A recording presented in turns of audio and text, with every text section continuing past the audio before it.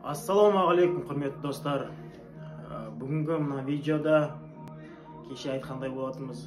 8 баласы бар ана жолдасы 3-ші топтағы мүгедек.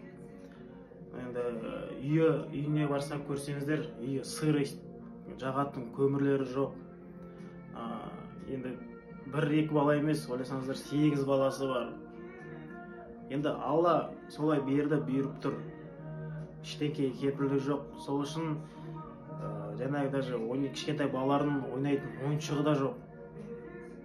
Сол үшін, құрметті достар, осы видеоны репост жасап, сбор ашылды. Алла қаласа, осы видеомен жаңағы отбасыға көмектесіп, қол ұшымызды беріп, бір кішкентай балаларды алдағы уақытта қуантсақ деген ойдамыз. Сол үшін бір-бірімізді демеп, қолдап жүрейік, ағайын бауырлар. Сіздерге сенемін.